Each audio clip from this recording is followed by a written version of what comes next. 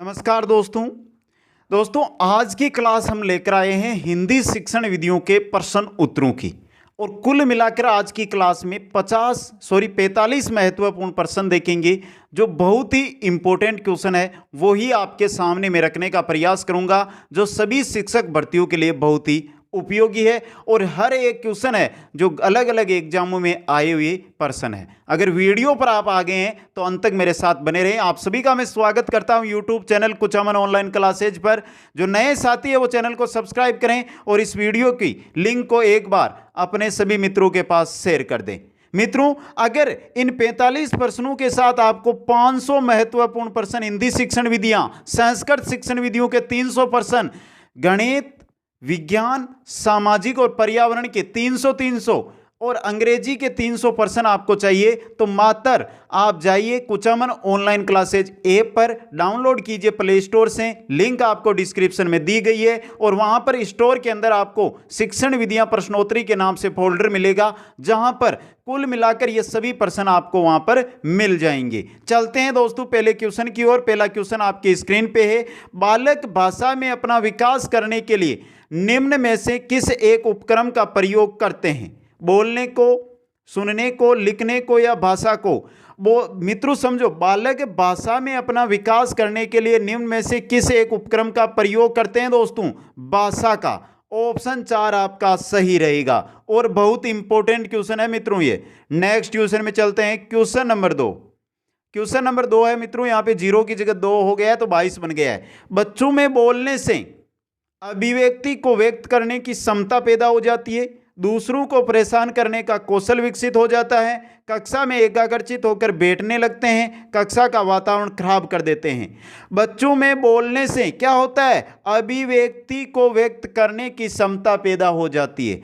1 number option आपका सही रहेगा। नेक्स्ट क्वेश्चन में चलते हैं। बोलने के माध्यम से बच्चों में भाषा प्रवाह कुशल नहीं हो पाता, ज्ञान को अभिव्यक्त करने की क्षमता का विकास रुक जाता है, झिझक समाप्त हो जाती है, उपरोक्त सभी। बात किसकी कर रहे हैं? बोलने के माध्यम से बच्चों में क्या होता है? झिझक समाप्त हो जाती है। 3 नंबर ऑप्शन है जो आपका सही रहेगा। नेक्स्ट में चलते हैं। Question number 4। शिक्षण की दृष्टि से कौन सी कविता किस स्तर पर उपयुक्त नहीं रहती है? प्रारंभिक स्तर पर बाल गीत, माध्यमिक स्तर पर घटना प्रधान कविताएं, उच्च स्तर पर साहित्यिक कविताएं, प्रारंभिक स्तर पर उद्बोध कविता। 4 नंबर ऑप्शन देखिए, प्राथमिक या प्रारंभिक स्तर पर उद्बोध कविताएं हैं जो उपयुक्त नहीं रहती है। नेक्स्ट में चलते हैं। कविता का चयन करने में किन बातों का ध्यान रखना चाहिए? कविता की भाषा स्तरानुकूल का, कविता का विषय बालकों के जीवन से संबंधित हो, कविता रुचिकर हो या उपरोक्त सभी। इन सभी का, अगर आप कविता का चयन कर रहे हैं तो कविता की भाषा, कविता बालकों के जीवन से संबंधित हो, कविता रुचिकर हो, इन सभी का ध्यान रखना चाहिए। उपरोक्त सभी। 4 नंबर ऑप्शन सही रहेगा। नेक्स्ट में चलते हैं। गीत विधि किस स्तर की कक्षाओं के लिए उचित है? माध्यमिक स्तर, उच्च स्तर, प्रारंभिक स्तर या उपरोक्त सभी। गीत विधि की बात हो रही है, गीत विधि है यह प्रारंभिक स्तर के लिए उपयोगी है। 3 नंबर ऑप्शन सही रहेगा। नेक्स्ट में चलते हैं। निम्न में कौन सी विधि छोटी कक्षाओं के लिए उपयोगी नहीं है? व्याख्या विधि, गीत विधि, अभिनय विधि, अर्थबोध विधि। छोटी कक्षाओं के लिए कौन सी विधि उपयोगी नहीं है दोस्तों? व्याख्या विधि। 1 नंबर ऑप्शन आपका सही रहेगा। नेक्स्ट में चलते हैं। कहानी सुनाने से बच्चों की कल्पना शक्ति व चिंतन शक्ति का विकास होता है, बच्चे प्रसन्न होते हैं, बच्चे कक्षा में एकाग्रचित होकर शांत बैठते हैं, बच्चे अनुशासित रहते हैं। कहानी सुनाने से क्या होता है मित्रों? बच्चों की जो कल्पना शक्ति है, बच्चों की जो चिंतन शक्ति है, इनका विकास होता है। 1 नंबर ऑप्शन सही रहेगा। नेक्स्ट में चलते हैं। मौन वाचन शिक्षण का उद्देश्य है तार्किक योग्यता का विकास, मनन शक्ति दोनों का विकास, उपरोक्त में से कोई नहीं। मौन वाचन से तार्किक योग्यता का विकास होता है, मनन शक्ति का विकास होता है, दोनों का विकास होता है, मतलब 3 नंबर ऑप्शन आपका सही रहेगा। नेक्स्ट में चलते हैं। निम्न में से क्या भाषा का एक कार्य नहीं है? विचार विनिमय को कठोर बनाना, सामाजिक जीवन में प्रगति करना, व्यक्तित्व का निर्माण करना, राष्ट्र एकता की भावना जागृत करना। भाषा का एक कार्य कौन सा नहीं है दोस्तों? विचार विनिमय को कठोर नहीं मधुर बनाना होता है दोस्तों। तो सही रहेगा आपका ऑप्शन एक यहाँ पे।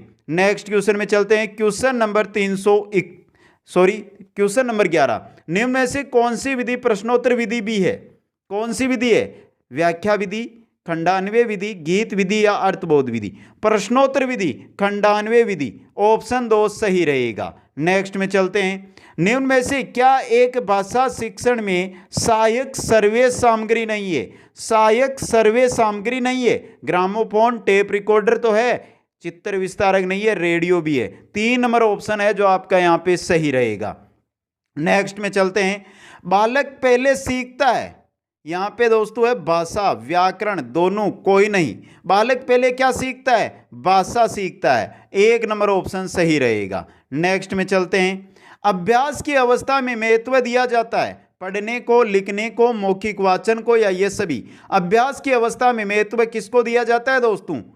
पढ़ने को, लिखने को और मौखिक वाचन को, तीनों को। 4 नंबर ऑप्शन ये सभी आपका सही रहेगा। नेक्स्ट में चलते हैं। भाषा की कक्षा का माहौल कैसा होना चाहिए? जहां बच्चों को उनकी बात कहने और सुनने के अधिकाधिक अवसर मिले, जहां शिक्षक बोले और बच्चे ध्यान से सुने, जहां भाषागत शुद्धता पर अत्यधिक बल हो, दीवारों पर सूक्तियां लिखी हो। भाषा की कक्षा का माहौल कैसा होना चाहिए दोस्तों? जहां बच्चों को उनकी बात कहने और सुनने के अधिकाधिक अवसर मिले। नेक्स्ट क्वेश्चन में चलते हैं। Question number 16। सतत समग्र मूल्यांकन में ग्रेड E1 है 31 से 40% पर, 33 से 40% पर, 20 से 32% पर, बिलो यानी 20% से नीचे। कहां पर रहता है? 20 से 32% पर E1 ग्रेड दिया जाता है। नेक्स्ट में चलते हैं। बच्चों में रखने से होने वाला प्रभावपूर्ण परिवर्तन है व्यवहार परिवर्तन, मूल प्रवृत्तियों में परिवर्तन, व्यक्तिगत प्रेरणाओं में परिवर्तन, उपरोक्त में से कोई नहीं। बच्चों में अगर हम किसी को रखते हैं तो व्यवहार परिवर्तन होता है। ऑप्शन 1 आपका सही रहेगा। नेक्स्ट क्वेश्चन में चलते हैं। नियम से उदाहरण की ओर किस विधि में जाना पड़ता है? आगमन, निगमन, पाठ्य पुस्तक या उपरोक्त सभी? नियम से उदाहरण की ओर, नियम पहले उदाहरण बाद में, मतलब निगमन विधि। 2 नंबर ऑप्शन आपका सही रहेगा। नेक्स्ट क्वेश्चन में चलते हैं। उदाहरण से नियम की ओर किस विधि में जाना पड़ता है? उदाहरण से नियम, तो नियम से उदाहरण निगमन थी हमारी, और उदाहरण से नियम होगी आगमन। कौन सी होगी? आगमन विधि। 1 नंबर ऑप्शन सही रहेगा। नेक्स्ट में चलते हैं। प्राथमिक स्तर पर आप किस तरह का बाल साहित्य उचित समझते हैं? केवल कहानियां, ऐसा साहित्य जो प्रसिद्ध साहित्यकारों द्वारा लिखा गया हो, ऐसा साहित्य जिसमें शब्दों व घटनाओं का दोहराव हो, केवल कविताएं? बात किसकी कर रहे हैं? बात किसकी करें? प्राथमिक स्तर पर बाल साहित्य की। तो ऐसा साहित्य जिसमें शब्दों और घटनाओं का क्या हो? दोहराव हो। नेक्स्ट क्वेश्चन में चलते हैं। Question number 21। प्राथमिक स्तर पर बच्चों की भाषा में रुचि का विकास करने के लिए उपयुक्त उपाय है? बच्चों से पाठ्य पुस्तक पढ़वाना, बच्चों को मौखिक रूप से अधिक समझाना, बच्चों में व्याकरण से संबंधित ज्ञान को बढ़ाना या उपरोक्त सभी? प्राथमिक स्तर पर बच्चों की भाषा में रुचि का विकास करने के लिए उपयुक्त उपाय होगा बच्चों को मौखिक रूप से अधिक समझाना। नेक्स्ट क्वेश्चन में चलते हैं। Question number 22। एक बालक सामान्यतः किस विषय में रुचि अधिक लेता है? जो वास्तविक जीवन से संबंधित हो, जो कल्पनाओं से संबंधित हो, जो तर्कों पर आधारित हो या उपरोक्त सभी? किस में लेता है? जो वास्तविक जीवन से संबंधित हो उस विषय में रुचि बालक लेता है दोस्तों। नेक्स्ट में चलते हैं। निम्न में से व्याकरण शिक्षण की विधियां हैं समवाय विधि, भाषा संसर्ग विधि, आगमन विधि या उपरोक्त सभी? तीनों की तीनों विधियां हैं जो आपके व्याकरण शिक्षण की विधियां हैं। 4 नंबर ऑप्शन उपरोक्त सभी आपका सही रहेगा। नेक्स्ट क्वेश्चन में चलते हैं। निम्न में से व्याकरण पढ़ाने की सर्वोत्तम विधि है? आगमन, निगमन, समवाय या प्रायोजना? व्याकरण पढ़ाने की सर्वोत्तम विधि कौन सी है दोस्तों? आगमन विधि है। 1 नंबर ऑप्शन सही रहेगा। नेक्स्ट क्वेश्चन में चलते हैं। निम्न में से भाषा की शिक्षा किस विधि में दी जाती है? आगमन, निगमन, भाषा संसर्ग या समवाय? भाषा की शिक्षा किस विधि के अंदर दी जाती है? भाषा संसर्ग विधि के अंदर भाषा की शिक्षा दी जाती है। नेक्स्ट में चलते हैं। रचना, कहानी, पद्य आदि की शिक्षा देने के साथ साथ ही प्रसंग और अवसरानुकूल व्याकरण की शिक्षा भी दी जाती है। ये किस विधि में होता है? समवाय विधि, भाषा संसर्ग विधि, आगमन विधि या निगमन विधि। किसके अंदर होता है ये? समवाय विधि के अंदर। ऑप्शन 1 आपका सही रहेगा। नेक्स्ट में चलते हैं। व्याकरण शिक्षण की कौन सी विधि पूर्णतः मनोवैज्ञानिक है? कौन सी विधि है व्याकरण शिक्षण की जो पूर्णतः क्या है? मनोवैज्ञानिक है। आगमन है, निगमन है, दोनों है या कोई नहीं? दोनों ही विधियां हैं जो मनोवैज्ञानिक विधियां हैं। 3 नंबर ऑप्शन, दोनों आपका सही रहेगा। नेक्स्ट क्वेश्चन में चलते हैं। 28 नंबर। निम्न में से व्याकरण शिक्षण का उद्देश्य है ध्वनियों का ज्ञान होना, भाषा संबंधी नियमों का ज्ञान कराना, भाषा के गुण दोषों की परख करने योग्य बनाना, उपरोक्त सभी। बात किसकी कर रहे हैं? व्याकरण शिक्षण के तीनों उद्देश्य हैं दोस्तों ये। उपरोक्त सभी आपका यहाँ पे सही रहेगा। नेक्स्ट क्वेश्चन में चलते हैं। उदाहरण की व्याख्या तथा उनके प्रयोग के आधार पर व्याकरण के नियमों का ज्ञान कराया जाता है। किस विधि में होता है? आगमन, निगमन, प्रयोग या विश्लेषण विधि या कोई नहीं? किस में होता है? प्रयोग या विश्लेषण विधि में। 3 नंबर ऑप्शन सही रहेगा। नेक्स्ट में चलते हैं। निम्न में उच्च प्राथमिक स्तर पर रचना के पाठ्यक्रम की विषय वस्तु है। रूपरेखा आधार पर कहानी और लेख लिखकर, यह भी है। लोकोक्ति व मुहावरों का प्रयोग करवाना व लिखवाना, यह भी है। छात्रों को विचारात्मक लेख लिखने के लिए प्रेरित करना, यह भी है। यानी तीनों के तीनों है। 4 नंबर ऑप्शन उपरोक्त सभी आपका यहाँ पे सही रहेगा। नेक्स्ट क्वेश्चन में चलते हैं। नेक्स्ट क्वेश्चन है दोस्तों, एक शिक्षक को भाषा पढ़ाते समय निम्न में से किस माध्यम का प्रयोग सर्वप्रथम करना चाहिए? पाठ्य पुस्तक का, सामान्य बोलचाल का, श्यामपट्ट का, प्रश्न पूछने का। भाषा पढ़ाते समय सामान्य बोलचाल का प्रयोग एक शिक्षक को सबसे पहले करना चाहिए। नेक्स्ट क्वेश्चन में चलते हैं। Question number 32। भाषा शिक्षण के अंतर्गत आवश्यक है कि बालकों में ध्यान रखा जाए रुचियों का, प्रवृत्तियों का, व्यक्तिगत विभिन्नताओं का या उपरोक्त सभी का। इन सभी का ध्यान रखना चाहिए दोस्तों भाषा शिक्षण के अंतर्गत। 4 नंबर ऑप्शन उपरोक्त सभी आपका सही रहेगा। नेक्स्ट क्वेश्चन में चलते हैं। भाषा की मौखिक व लिखित अभिव्यक्ति भाषा के क्षेत्र में हो कहलाती है। गद्य, पद्य, रचना या व्याकरण? रचना दोस्तों सही रहेगा। 3 नंबर ऑप्शन। नेक्स्ट में चलते हैं। विचारों की अभिव्यक्ति के रूप है मौखिक, लिखित, दोनों या कोई नहीं? विचारों की अभिव्यक्ति के रूप कौन से हैं? मौखिक भी है, लिखित भी है, दोनों है दोस्तों। 3 नंबर ऑप्शन आपका सही रहेगा। नेक्स्ट में चलते हैं। निम्न में मौखिक अभिव्यक्ति रचना शिक्षण का उद्देश्य है विचारों को प्रकट करने की योग्यता का विकास करना, उचित स्तर बालाघात का ध्यान रखते हुए अभिव्यक्ति का विकास करना, भावों व विचारों को अभिव्यक्त करने की क्षमता का विकास करना। ये तीनों के तीनों उद्देश्य हैं दोस्तों मौखिक अभिव्यक्ति रचना शिक्षण के।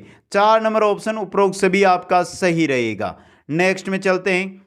निम्न में रचना शिक्षण की विधियां हैं कौन सी है? खेल विधि है, रूपरेखा विधि भी है, उद्बोधन विधि भी है। मतलब तीनों की तीनों रचना शिक्षण की विधि है, सही रहेगा। 4 नंबर ऑप्शन उपरोक्त सभी। नेक्स्ट क्वेश्चन में चलते हैं। क्वेश्चन नंबर है 37। भाषा शिक्षण में सबसे महत्वपूर्ण सिद्धांत है साहचर्य सिद्धांत, आवर्ती का सिद्धांत, बोलचाल का सिद्धांत, लिखने का सिद्धांत। भाषा शिक्षण के अंदर सबसे महत्वपूर्ण सिद्धांत होता है आवर्ती का सिद्धांत। 2 नंबर ऑप्शन आपका सही रहेगा। नेक्स्ट में चलते हैं। भाषा शिक्षण में चयन का सिद्धांत आधारित है विद्यालय पर, अध्यापक पर, बालक पर या अभिभावकों पर। चयन का सिद्धांत किस पर आधारित होता है? भाषा शिक्षण की बात हो रही है। भाषा शिक्षण में चयन का जो सिद्धांत है वो अध्यापक पर आधारित होता है। 2 नंबर ऑप्शन सही रहेगा। नेक्स्ट में चलते हैं। भाषा शिक्षण का सामान्य उद्देश्य है पढ़कर अर्थ ग्रहण करना, बोलकर अपनी अभिव्यक्ति बताना, दूसरों को सुनकर समझना या उपरोक्त सभी। ये सभी के सभी भाषा शिक्षण के सामान्य उद्देश्य हैं, सही रहेगा उपरोक्त सभी। 4 नंबर ऑप्शन। नेक्स्ट में चलते हैं। Question number 40।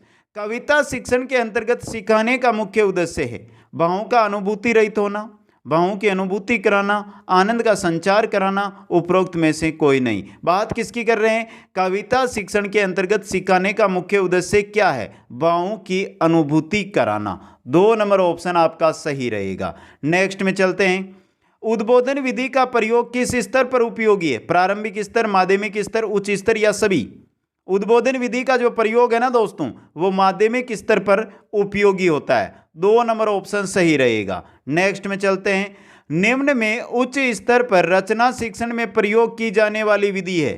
रचना शिक्षण के उच्च स्तर पर प्रयोग होने वाली विधि, खेल विधि, उद्बोधन विधि, मंत्रणा विधि या उपरोक्त सभी? कौन सी विधि है? कौन सी है मित्रों? मंत्रणा विधि। 3 नंबर ऑप्शन आपका सही रहेगा। नेक्स्ट क्वेश्चन में चलते हैं। क्वेश्चन नंबर है दोस्तों आपका 43। बच्चों का सक्रिय शब्दकोश किसे कहते हैं? जिन शब्दों का अर्थ बच्चे जानते हैं, जिन शब्दों को बच्चे जानते हैं, जिन शब्दों का प्रयोग बच्चे जानते हैं, जिन शब्दों का अर्थ बच्चे जानते हैं और प्रयोग करते हैं, उनको सक्रिय शब्दकोश कहा जाता है। 4 नंबर ऑप्शन सही रहेगा। नेक्स्ट क्वेश्चन में चलते हैं। भाषा शिक्षण के अंतर्गत उपयुक्त शिक्षण सूत्र है। कठिन से सरल, अज्ञात से ज्ञात की ओर, मूर्त से अमूर्त की ओर, संश्लेषण से विश्लेषण की ओर। भाषा शिक्षण की बात हो रही है यहाँ पे। भाषा शिक्षण का उपयुक्त सूत्र होता है मूर्त से अमूर्त की ओर। 3 नंबर ऑप्शन आपका सही रहेगा। और चलते हैं मित्रों क्वेश्चन नंबर 45 की ओर। भाषा शिक्षण में पाठ्य सामग्री और उसकी विशिक्षण प्रणालियों का चुनाव निम्न में से किस आधार पर किया जाना चाहिए? बच्चों की आवश्यकताओं के आधार पर, शिक्षक की आवश्यकताओं के आधार पर, अभिभावकों की आवश्यकताओं के आधार पर, सामाजिक आवश्यकताओं के आधार पर? जो भाषा शिक्षण की पाठ्य सामग्री है और उसकी शिक्षण प्रणालियां हैं, उनका चुनाव है मित्रों, वो बच्चों की आवश्यकता के आधार पर किया जाना चाहिए।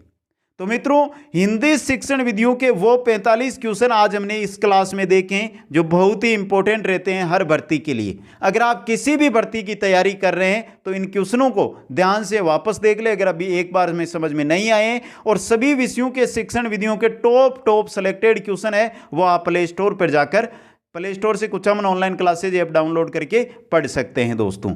तो कमेंट करके बताइए मित्रों कैसा लगा आज का क्लास आपको। लाइक नहीं किया तो जल्दी से सभी मित्र एक बार वीडियो को लाइक और अपने मित्रों के पास शेयर कर दें। नए साथी है वो तो क्वेश्चन पढ़ने के बाद अपने आप ही चैनल को आज सब्सक्राइब कर लेंगे। आप सभी को मेरी ओर से बहुत बहुत धन्यवाद।